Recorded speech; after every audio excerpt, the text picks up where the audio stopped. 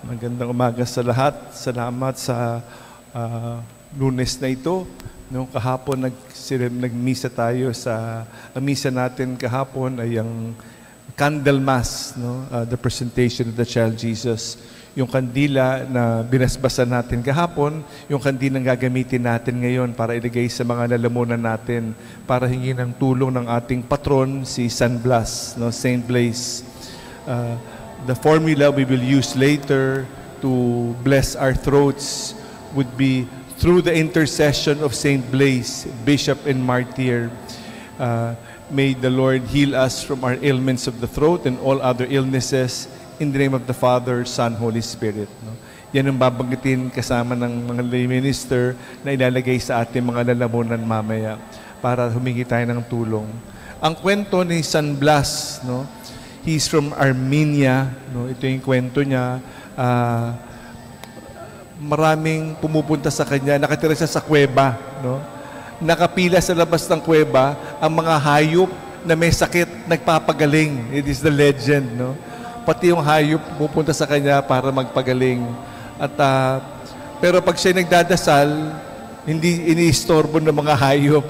No? Si Blas. No? Imagine the story. That's what the legend says. No? Pero dumating yung hari, gusto siya itakwil yung kanyang pananampalataya, pero hindi niya to ginawa. No? Habang siya nasa kulungan, may isang bata na natinik ng buto ng manok, parang ganyan. No? May isang buto na ipit sa lalamunan ng bata. No? Pero pinagdasal ni San Blas at ito'y naalis. Dahil dito siya naging patron ng may mga karamdaman sa lalamunan of the throat. And from then on, in every feast on February 3, we have this wonderful blessing of the throat of Saint Blaise. And we thank God for his intercession. The first reading, we hear many marvelous deeds. The tortures, the torments, the difficulties, the sufferings endured by many, many martyrs para magpatotoo sa Panginoon, katulad ni San Blas. No? Same.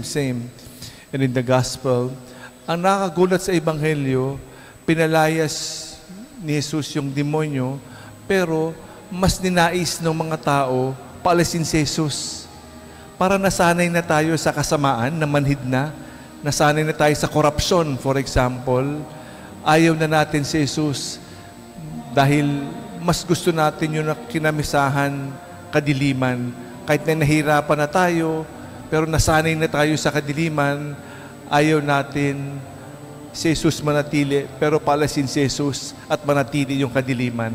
Meron ba tayo mga karanasan na ganyan? Ano? Nasanay na tayo sa hirap, ayaw natin umahon sa liwanag ng Panginoon. Nawa, itong araw na to, tunay natin tanggapin si Jesus. At huwag paalisin si Jesus na sinabi sa Ebanghelyo, pinalis si Jesus dahil sa mga nakasanayan, mga tradisyon na ayaw natin na umalis. Kaya hinais natin umalis lali si Jesus instead. No?